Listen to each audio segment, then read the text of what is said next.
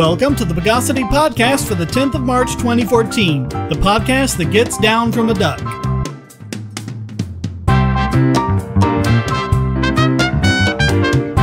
This is your host, Shane Killian, and joining me again this week is Charles Thomas. Charles, welcome back to the show. Hello. Okay, so last week, you remember on that little tag at the end, Jonathan Lochet mentioned a recent online phenomenon called Twitch Beats Pokémon? Yes, and there's been a blaze and such on the whole interwebs and the gaming scene. and honestly, I'm impressed. And I saw bits and pieces of it.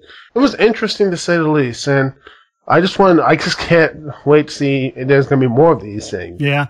So this Pokemon game, I think, was from the original Game Boy, and it's like in black and white and everything. Yes, it was Pokemon, I think, Red. I listened to stuff like way back. Yeah, it's Pokemon Red and Blue, but it's a black and white game. Yes, it is. On the original big old brick Game Boy. People, gosh, I'm so old. Yeah. So really what they did was they gave commands for each of the buttons on the Game Boy, and anyone who wanted to could go in and type the command. And they were talking like, millions of people were coming and doing this thing. Actually, most of them were just watching, but still, at any given time, there were something like 100,000 people giving commands to the character. Yeah, that was crazy stuff. And I was impressed, but it took 16 days. And yeah, 16 days, 7 hours, 45 minutes, 32 seconds. Wow, that is amazing. Yeah, yeah. An individual could beat it faster than that, but still, all these people working together was pretty cool. And they had these two modes that it could operate in, anarchy and democracy. And it's interesting because in anarchy, it was just people putting in the keystrokes and the game would follow it. And there were so many people doing it, it's like most of them would just get, just blown off of the queue, and just whenever the game was ready for another input, it would just grab the next one, and maybe 100 people would have put in commands. So you didn't really know which command it was going to get. But apparently, the users at the time, because there was some kind of crazy things going on. It took like 6 hours for the character to cross a ledge and stuff like that. But, so there was a way that people could say, no, we need democracy mode now. And if enough people said that, it went over to democracy, and they had the little thing up at the top that said how close you were to anarchy and how close you were to democracy. And if you were in democracy mode, what would happen is it would actually queue up all of the commands over a certain period of time, a few seconds or whatever. And then whatever people said to do the most would be the ones that would do. Whatever got a plurality of the votes would be what the character would do. Yeah. And because, some anarchy is like old trolls doing everything else. Yeah, there were clearly a lot of people in there whose motivation was just to wreck the game. Yeah, of course, there's always going to be that. But there's also people, I know how everything the game works. I know everything. You know nothing. You have to just do this and you'll be fine. Because there's so many ways you can beat a game. Sure, there might be the preferred way, but there is no 100% way to beat any game. Right. Lots of possible paths that lead to victory. Yes. But the thing I think is interesting is a lot of people went, but you see, they have the democracy mode. It was democracy that did it. I think it only actually went into democracy mode a couple of times. And when they actually beat the game, they were in anarchy mode when they beat it. What does that say for you, boys and girls?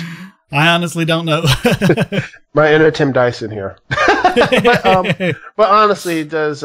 It just shows that maybe that the democracy, the way of control, is not usually the best way to go on. But it also shows you can have voluntary forms of democracy. Like when people get together and form a club and they say, okay, let's decide what we're going to do. And you kind of go with what most of the people want to do. You can have little voluntary forms of democracy like that. And that can come out of anarchy really at any given time for as long as it's needed. And then it can go away and go back to anarchy again. Yes. Just because a majority thinks it's a good idea. Imagine if they passed bills through Congress this way. They'd put it up on Twitch, and we'd all get on this, start banging away. Yeah, I think things would get done a lot quicker instead of just prostrating, doing nothing, and they vote themselves to pay raises. I mean, that to me is the perfect job there. Oh, that would be fun. Put the pay for the next term's Congress on Twitch and watch everyone hit down. They'd have to pay us to go up there. Yeah, but the thing is, though, I don't really think this counts as the wisdom of crowds. Because, first of all, the wisdom of crowds is based on personal incentives, and there wasn't really any kind of incentive or reward with this, which is why you had people in there just deliberately trying to mess with the game, and apparently there weren't enough with them to really stop them, but I mean, that could be a problem. But the big thing is, even when you're in democracy mode, it's not really the wisdom of crowds, because you're just going with whatever the majority happens to say, and you're not taking in the opinions of the minority. Like, for example, the things you do was like up, down, left, and right. If, like, more people said up than said down, left, or right, you went up. But what if you had the up-down metric, and so everyone who hit down counteracted the vote of everyone who said up, and everyone who said left counteracted the vote who did right. So it wouldn't be which one wins, it would be which one has the greater weight of it. 50 more people said down than up, but 60 more people said left than right, so you go left. That's the kind of thing where you're really starting to get at least more of a wisdom of crowds deal, because there has to be a way for everyone's opinion to converge on an ideal solution. So I don't really think this qualifies as that. It's interesting, and apparently they've already started doing their next one. I'm not sure what it is, but it'll be interesting to see what they come up with in the future. I know they were tweaking this one as they were going, and so they'll probably find better and better ways to do it down the line. Yeah. Call me more crazy, but maybe the next one it could be even shorter. Maybe if they put anarchy, the whole thing, maybe the game might actually end quicker, but you never know. Well, and if they just had a better way of reflecting the anarchy, because I really wouldn't call it anarchy, I'd call it random. Oh, random. It's just whichever one happened to be the command at the time when the game was ready for it. It was a little more random than I think true anarchy is. Are you an Amazon customer? Now you can help this podcast just by doing what you've always done. Just clear your cookies and go to amazon.bogosity.tv. You won't pay a penny more for your purchases, but you'll help this podcast. Or check the right-hand side of the podcast page for Amazon's best deals, including the deal of the day and limited-time lightning deals on all sorts of great products. So next time you buy online, go to amazon.bogosity.tv. Hackers, terrorists, the NSA. But I repeat myself. Your online security is under attack, and the weakest point is your password. That's why you need LastPass. LastPass plugs into your browser and allows you to randomly generate strong, unique passwords anywhere on the web, all protected by one master password. LastPass sets up in minutes and gives you secure automatic logins throughout the web, synchronizing across all your browsers and all your computers, at home, at work, or on the road. It even securely stores sensitive form data, including credit card numbers, backup sensitive documents, membership info, Wi-Fi logins, and more. And with LastPass Premium, you can get these benefits on other applications and even mobile devices, and also get priority customer support. Sign up at password.bogosity.tv for a free month of LastPass Premium. Log in securely everywhere using the last password you'll ever have to remember. Go to password.bogosity.tv and get LastPass now. Okay, so our first item in News of the Bogus is pretty bogus, and it's actually been going on for a few weeks now, but I wanted to wait and see how things transpired before I talked about it. Apparently, there's this girl who calls herself the Food Babe. Now that already lets you know you're talking with, forget like people with PhDs or whatever. If someone has a blog that says Food Babe, yeah, that's the one you're going to get. It's a nice little clever title, but, I want to see, show your homework. That's what. Oh, yeah, it's fine. It's an attention getter. But, I mean, the point is, this is someone's blog, and that's really all it is.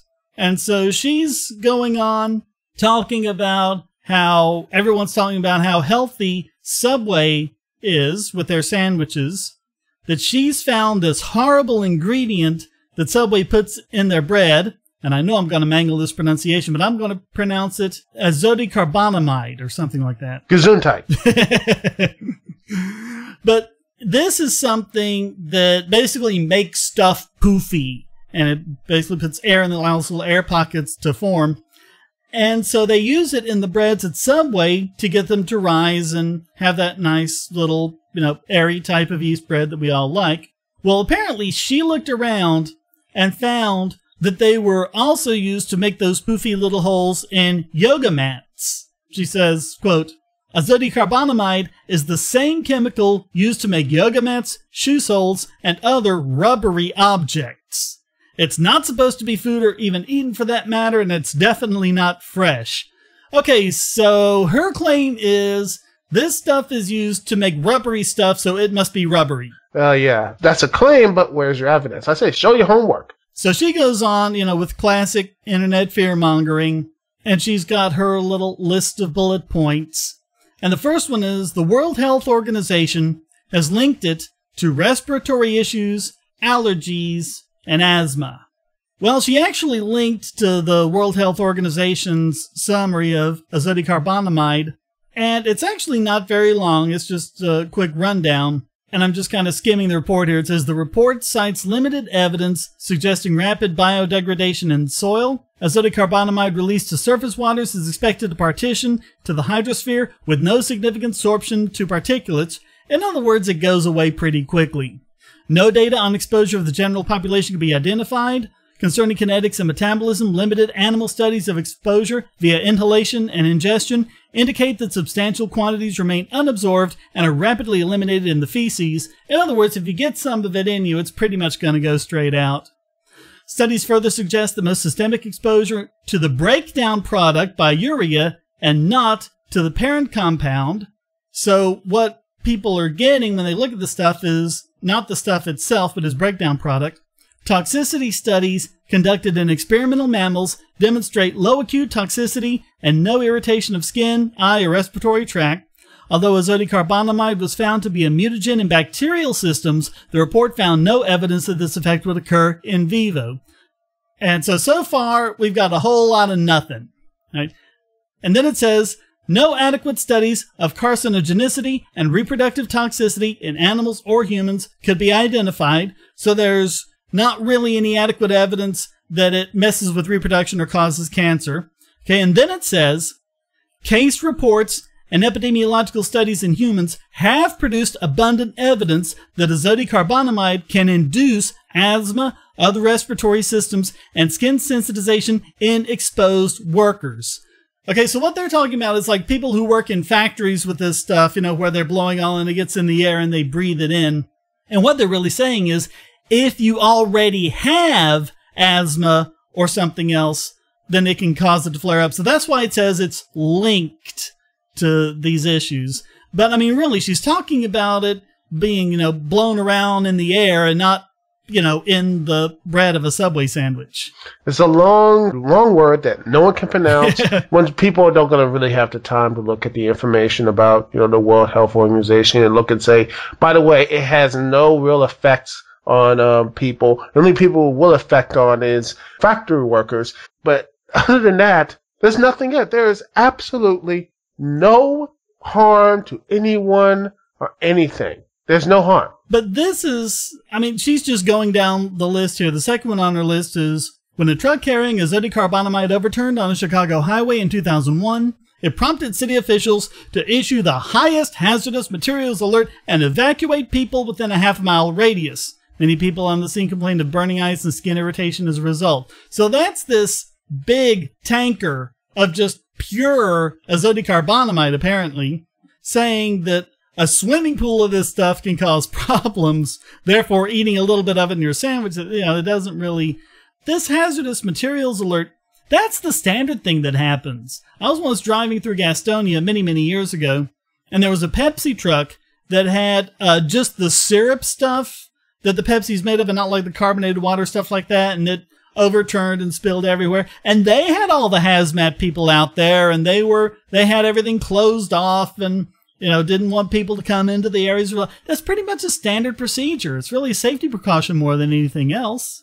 Again, it's fear-mongering. And when you have people who do this, if this was such a problem, if this was such, oh my God, this is a health risk, Why haven't we heard people or anyone else coming out saying, oh my God, I'm feeling sick, or this, that, and the other, that sort of thing? Yeah, well, we do that with these factory workers who were exposed to it, just not all the millions of people who are eating at Subway.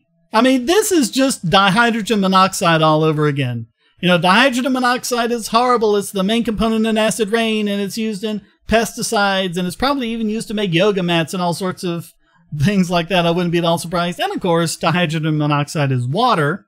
But if you give it this big, complicated name that makes people's brains click over into power save mode, and then you talk all this scary stuff about it, you can whip up all of the fear-mongering about it, pretty easily. Yeah, that's what it is. Even though there's no real evidence. Yeah. So she wrote this blog post, and it's all bogus, but it went viral. And within, I think, like a day or two, Subway came out and said they were going to remove this ingredient from their bread. So they're just, caving to all the fear-mongering and all the pressure and all the negative publicity they were getting. And I don't want to hear anyone say ever again that big corporations want to kill us to make a profit. Not when they go out of their way to remove these kinds of ingredients, even if there isn't the first reason to think they're actually dangerous. Yeah, because if it was actually federal government, they would be like taking their sweet time. We have to form a subcommittee to study the matter and all this type of stuff. And meanwhile, they just they take it off themselves and actually say we won't do it anymore. We will not put whatever that word is, because if I try to pronounce it, my tongue will get legitimately tied. So they will not put that in the substance in the bread anymore, and they move on. That's the thing. They don't need to have a whole congressional Yeah, but I mean, there's an expense with this, and they've got to reformulate how they do everything. I mean, there's an expense with it, and the consumers are going to pay for it. Sadly. Say goodbye to $5 footlongs. People will go back to $10 footlongs. So. I don't think it'll be that bad, but still. Yeah. But we've seen this kind of thing before. The whole spontaneous acceleration thing, so now you have to brake to shift into drive. Or the Ford Pinto exploding when it's rear-ended, or silicone breast implants. It's all the same stuff. It's all fear-mongering, and there isn't anything to it at all, but it still seems to be incredibly effective, unfortunately. The world isn't coming to an end. You just got played until the next type of huge thing, is coming. Bogosity.tv and all of its services are hosted at GoDaddy. I've been a satisfied GoDaddy customer for over 10 years now. Their prices are great, and their 24/7 support is second to none, so I'm happy to be able to give you this special offer. Just sign up for any new domain, web hosting, email, or many other services, and get 35% off by typing in the code WOWNOBOGON. That's WOWNOBOGON. Because there's nothing bogus about these savings on quality internet service. Get your own .com with a personalized email address, or establish your online business in a snap, all for 35% off. Or check the right-hand side of the podcast page for special offers on GoDaddy products. Get great savings on quality internet services. Just go to GoDaddy.com and use the code WOWNOBOGON.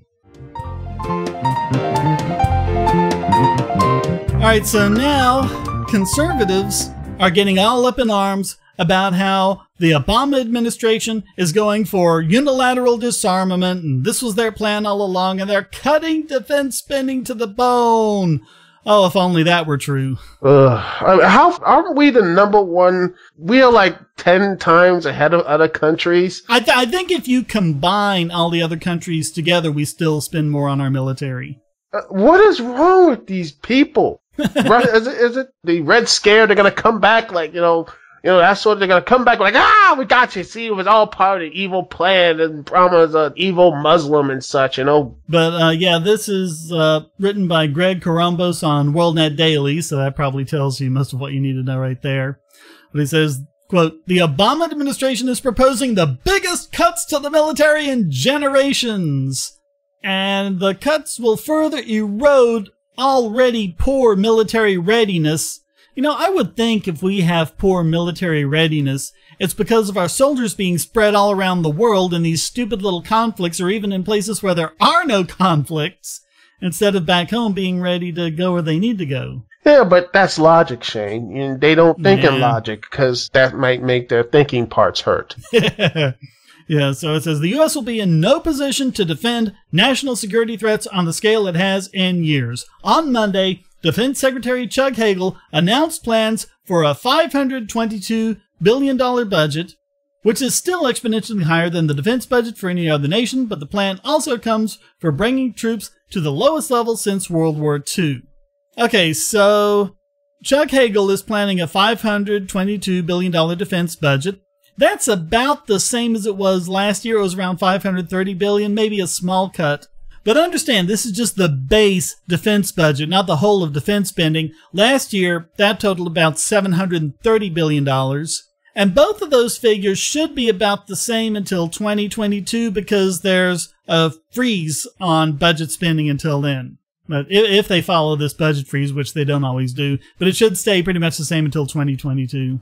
Until they need to raise it again because the Red Scare is coming and all the Muslims about to come out from the shadows and come and destroy us all. Yeah, they'll come out anytime now and we'll find out that the Muslims really have been this great big organized force and they have all these nukes and everything. And also I'm sure Andy Kaufman's going to be coming back from the dead anytime now and say his death was all a hoax. Yeah, anytime. Just you wait. Yeah, they're trying to bring troops down to 400,000 and 500,000. And this is wrong because what's this whole thing here? I mean, we should be getting out of Afghanistan and get our troops back home. And they've been begging just to have one more good war. They just need that. Just like, they just need to get that thing out there.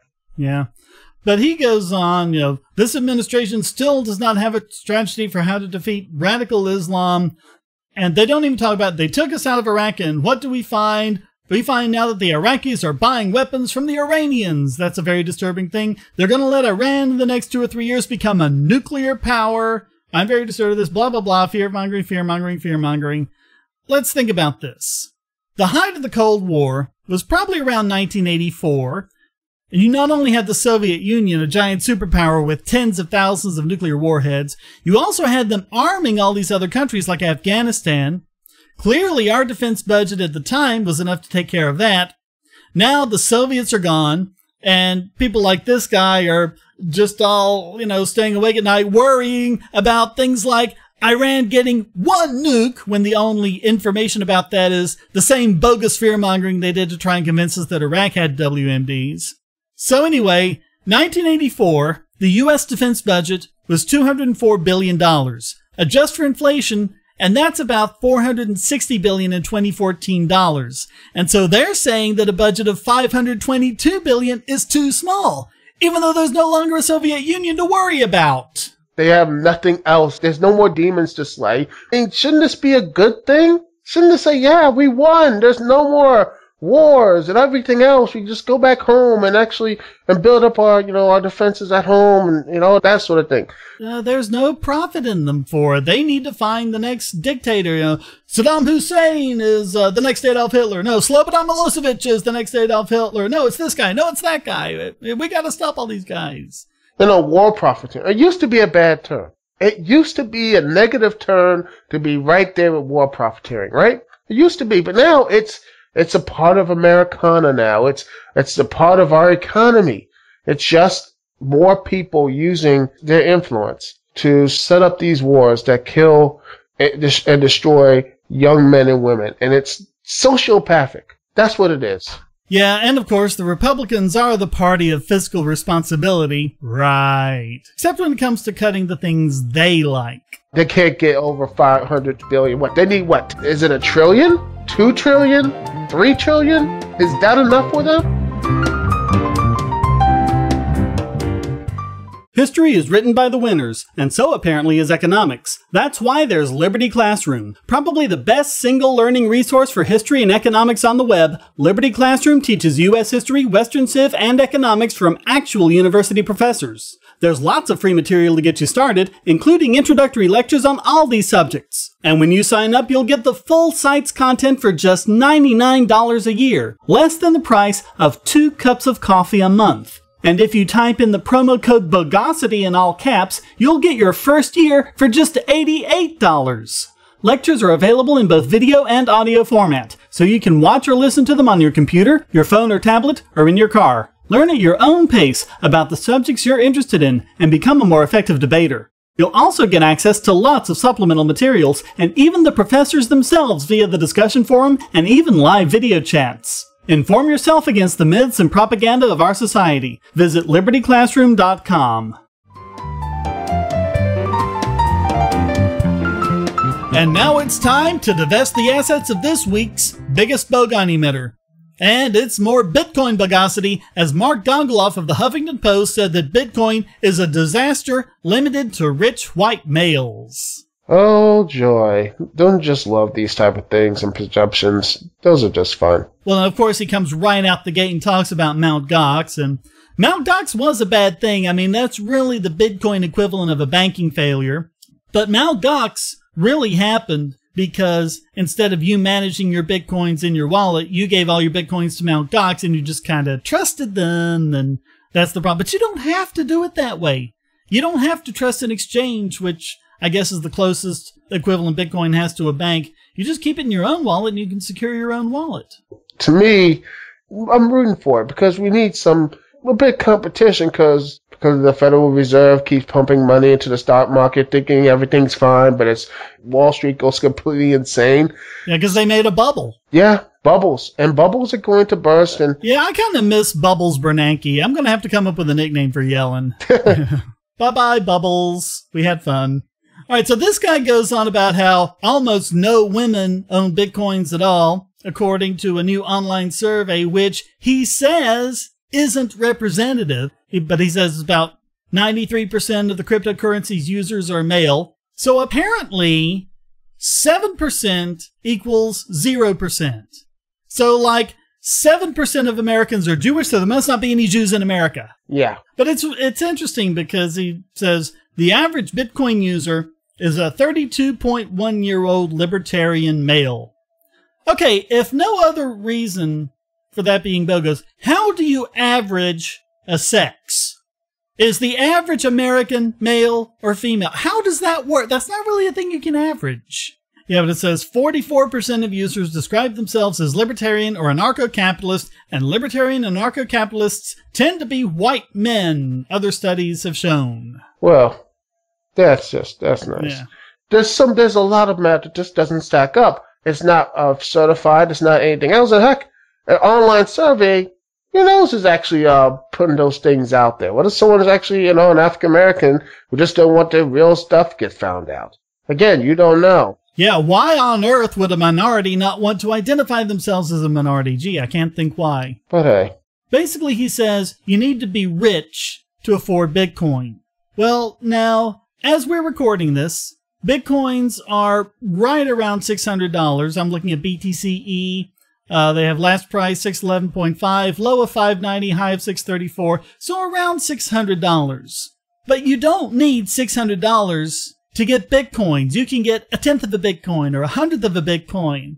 You can spend 1 penny and get something like 1,500 Satoshi, which is the smallest unit of Bitcoin you can get. And you can get 1,500 of those for a penny. So, I mean, it's just a matter of how much do you want to get. You don't have to be rich to buy into this. You just buy however much you can afford, or however much you want, or however much you think will do you some good. You don't need to be wealthy to get into this. It's a narrative. See, it's only for this certain group. Certain people are like, they're libertarians, and they're rich, and they're evil, and all this type of... It's just that type of a negative type of connotation in this thing. Really just, they give a lot of leeway to the current currency we have. Well, I think it's a feature, not a bug, because, what's the big problem we have? Well, banks just say, if we fail, government will bail us out. In Bitcoin, no one's going to bail you out. No one's bailing out Mt. Gox. You fail, that's it. That's a huge incentive for these other exchanges to make sure they have their act together. And we saw that in countries like Iceland who didn't bail out their banks. You better believe those banks are straightening themselves out. Yeah. Well, looking through the comments, you have all the usual suspects. The very first comment here calls it a Ponzi scheme. I think we've debunked that enough. Another one says, hey, isn't the Monopoly the same value as Bitcoin? Herpa derpa derp. And then someone else responds, hey, at least with Monopoly money, you can use it to play Monopoly. Herpa derpa derp. I mean, just all of the same stuff over and over again. Someone else compares it to Tulip Mania, apparently having no idea why it was that Tulip Mania happened. But there is one conversation I wanted to talk about in the comments, and it's involving this guy named John A. And one user posted that Bitcoin needs to get their act together. John A. said, well, to get their act together, they would have to have full disclosure. Well, let's think about this. Bitcoin is open source, and anyone who wants to can download the blockchain and look for it. How do you get more full disclosure than that? He says the people that want Bitcoins want anonymity, so it's a perfect scam. And someone else comes in and points out there's nobody behind it, it's decentralized, nobody controls it. And John A., the same guy, comes back and says, that's a good thing? Someone has to take real cash for Bitcoin? Someone has to do something with the real cash? No, Bitcoin is the currency. What's the point? Now listen to this. Illusion of being anonymous. If the U.S. Gov can track any phone call, text, email at any given time anywhere, why would you think Bitcoin could possibly keep you anonymous? So over the span of 2 posts, from post 2 in this conversation to post 4, he went from the problem with Bitcoin is it's anonymous to the problem with Bitcoin is it's not anonymous. But like I said, you don't even need NSA spy. Download the blockchain. Anyone can do it. Not even the guy. They don't have to go to court. They don't have to get a warrant or anything. Download the blockchain and you can look through it. That's all you got to do. Willful ignorance. Yeah, it's very willful. And the same guy came back and pointed out to him, nobody has to use Bitcoin. Nobody controls it. No one can manipulate the money supply. And John A. came back with, someone controls the protocol. It's not magically controlled. Anything can be manipulated. The address is owned by the person who will be standing when it crashes. I have no idea what that's supposed to mean. Nothing is anonymous. To believe anything you posted would qualify a person to be categorized as naive. That said, good luck. It's your money to lose. So he has no concept of how Bitcoin can be decentralized and managed with a protocol via very well-established methods of encryption. At the end of the day, I don't really care about using Bitcoin, and people, you use Bitcoin and everything else. And I don't really use it that much. Yeah, and people are like, well, you have to do this. You can't do everything else. Someone just has to control. It's all manipulated. They act like it's a Jason Bourne movie or something, like it's some type of weird conspiracy theory. It just seems like it's just a lot of hot air that's being wasted. But I'll tell you what excites me about Bitcoin. It's not really the currency aspect. It's they have this great decentralized way of reliably confirming any sort of transaction or any sort of information being passed around. There's a fairly new coin, relatively new coin out called Namecoin, which is something the internet has needed for a long time, a way of decentralizing the domain name system. And what they did was they kind of just made up their own top-level domain .bit. It's not a formal TLD, so you have to go through a special domain name service to get there. But they set up Namecoin, which uses the same software and everything as Bitcoin. And I actually played around with this. I gave up a tiny little amount of Bitcoin for a Namecoin, but for the equivalent of like 4 cents, I think it was, you could get a .bit address, and if you're on this system, you can actually go to Bogosity.bit and get to our site. And someone actually set up a .pe domain as a redirector, as a proxy, so you could actually go Bogosity.bit.pe, and it would actually redirect it through the main domain name system and do that. But, I mean, that's great, just having a decentralized way of keeping track of all of this, where, the government couldn't go out and take down your whole domain and censor the internet that way. Who knows what people are going to be doing this with? It's not just about the currency, it's about the system of transactions. All of which means that Mark Gongloff and, as usual, pretty much all the Bitcoin haters are this week's biggest Bogon emitter. You say you don't like Bitcoin? Why not? Oh, because it's not gold. No problem. Just go to coins.bogosity.tv and you'll be taken to Coinable, where you can buy gold or silver coins or bars with your Bitcoins, with literally up-to-the-minute spot pricing. Now there's no reason not to jump on the Bitcoin bandwagon. Whether you're a Bitcoin miner, service operator, Bitcoin business owner, or market speculator, you can get gold and silver from reputable dealers. And Coinable has Bitcoin liquidity for fast processing of your order. Coinable even utilizes a special shipping infrastructure to ensure that your investment arrives safely at your door. And you know what? By going to coins.bogosity.tv, you won't pay a penny more, a Satoshi more for your purchase. But you'll help this podcast. You can even sell your gold and silver for Bitcoin as well. Coinable is your Bitcoin to gold marketplace. So go to coins.bogosity.tv and start turning your Bitcoins into gold now. And now it's time to search for any evidence of brains. This week's Idiot Extraordinaire! And this week, it goes to the TSA. Oh, yes, the TSA. More often than not, the TSA will be ones doing something so incredibly stupid, doing anything else that is not even useful to catch anyone's trying to destroy, buildings or planes, what have you. Yeah. And this story comes to us from Davy Barker at the Daily Anarchist. Does that name sound familiar to you? Davy Barker? Davy Barker? No.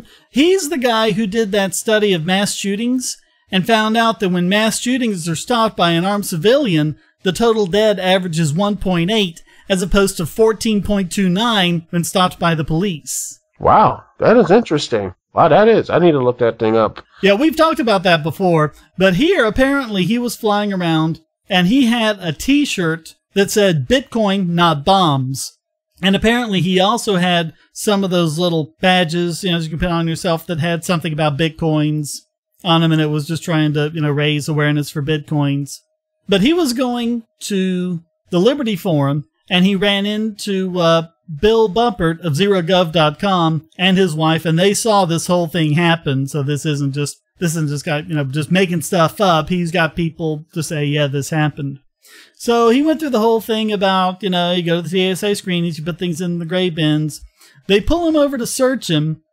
And it's all the stuff like, we need to search you and we need to search your bags. And it's like, well, can I be with my bags? And, okay, you can see your bags. And there's actually a couple interesting parts where he actually got some sympathy from one of the TSA guys. One of the TSA guys, one who's doing the PAT search, he said, believe me, I'm as uncomfortable about this as you are. And so he asked him why. And he said, why would anyone be comfortable doing this? And he says, well, I've never heard anyone say that before. And he said, well, we're not all part of the security club around here.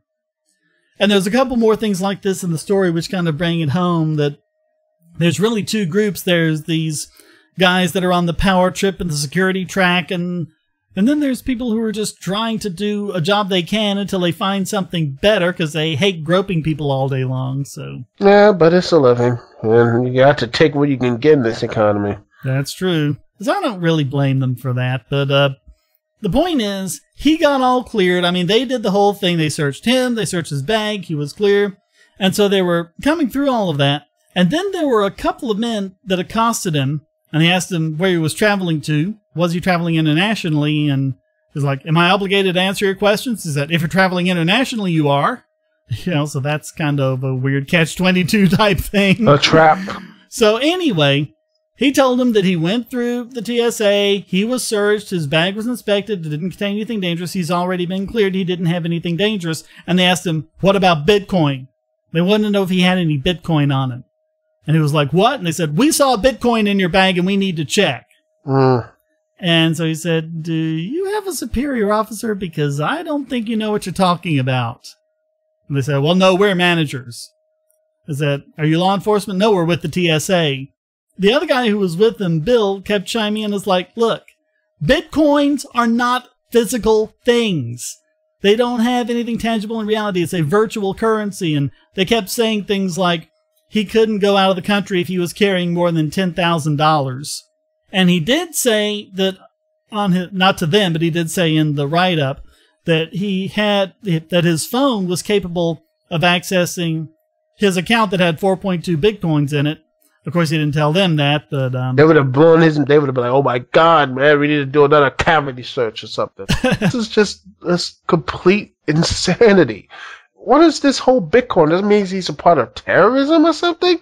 Well, what he says is, quote, Here's what I think happened from their perspective. Obviously, the TSA has been trained, although poorly, to look for Bitcoin. They are apparently now trying to catch money launderers in addition to terrorists and large tubes of toothpaste. My hoodie is probably what caused their attention. That was the one that had Bitcoin, not bombs on it. And everything after that received extra attention. When they saw all the metal lapel pins in my bag, they probably thought they hit the jackpot on a stockpile of whatever this word is, Cassius coins? Whatever training they had, it probably included that stock photo of brass tokens everyone uses. My evasiveness only quickened their bloodlust as they imagined a big bust and possibly a promotion down the security track. It was an open-faced lie when they said they saw Bitcoins in my bag. Always remember, bureaucrats can legally lie to you, but lying to them, even by mistake, is a serious crime they'll use as leverage to coerce further cooperation. And ruin your life and what have you. Yeah, that's how they got Martha Stewart. Martha Stewart did absolutely nothing illegal. They got her for lying to the authorities about the perfectly legal stuff she was doing that wasn't even against law in the first place. Yeah, and people who do absolutely worse stuff and like crashing the economy, the jail time, they don't get any at all. But if you're not in that club, it's over for you. But they can't lock you up in jail for finding Bitcoins on you because there's no way you can have Bitcoins on you because they don't exist in reality. They don't have a tangible existence. Is it illegal to have Bitcoin? That's my check. It's not. To say we can carry our phones and all this type of stuff, bank accounts digitally. I've got that. I've got an app on my phone that links right to my bank account and all the money I have in that. Does that count? Yeah, I'm saying here, I got one in my PayPal account on my phone. Yeah. And does that count? The TSA, they do absolutely nothing. They check your junk, they fondle you, they quiz you, all this type of stuff. But yet you still you hear stories. The underwear bomber, you have him he had no baggage whatsoever. He had everything else. He was on the terrorist watch list with everything, and he still got on the plane just fine. And he still could have caused a massive damage and caused loss of life. It just shows you how badly the TSA is. It's a terrible system. It needs to be restructured. Or just let the airlines handle their own security. Yeah, they should. That'd be easier. And I still think there are good people in there. There's a lot of great people in the government trying to do it. And there are people who are the best of the best. But more often than not, you'll find incompetence. And when you have incompetence, like the TSA and like people in law enforcement have you, who abuse their power and in the end ruin more lives than they actually help. So after all that, who else but the TSA would be named this week's Idiot Extraordinaire? Well, that wraps up this Time for the Penguin on Top of Your Television to Explode edition of the Bogosity Podcast. Please visit the forums at Bogosity.tv where you can read the show notes and join the discussion on these and other subjects. This podcast is free but not free to produce, so please donate via PayPal or Bitcoin at the top of the Bogosity.tv website or down the right-hand side of the podcast page and give generously to keep this podcast going. And if you'd like to contribute to the podcast, just send a question, statement, news article, or rant to podcast@Bogosity.tv. Put it in an audio file, and if it's good enough, it'll get played right in the podcast. Thank you for listening, and thanks again to Charles Thomas for joining me. No problem. No podcast next week because I'm shooting a pilot, but until we come back, here's a quote from Nelson Mandela. Money won't create success, the freedom to make it will. The Bogosity Podcast is licensed under Creative Commons Attribution Non-Commercial No Derivatives 3.0 Imported License.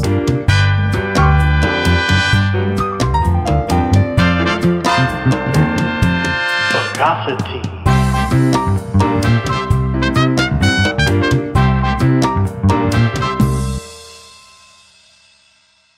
Do you want answers to creationist claims against evolution? Would you like to know more about evolution yourself, or even engage creationists more directly, with actual peer-reviewed sources to back you up? My book, How Evolution is Scientific, is designed to show the basics of evolutionary theory and how it is so well supported using the scientific method. It's impeccably sourced, with references to the actual scientific material, and is arranged using the creationists' own criteria of what is scientific. Using their own arguments against them, see how evolution is scientific, but creationism is not, based on observations, accurate predictions, logic, and evidence. Get answers to common creationist claims, and even a primer on abiogenesis, the start of all life. It's all in my book, How Evolution is Scientific, available at Amazon and on Kindle, EPUB, and PDF as well. get How Evolution is Scientific and never be taken in by creationists again.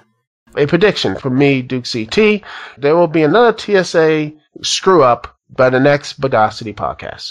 Ah. Yes. Sometime in the next 2 weeks, huh? Oh, yes. Yes, I believe I'll be right. That's an interesting prediction. Might have to hold you to it.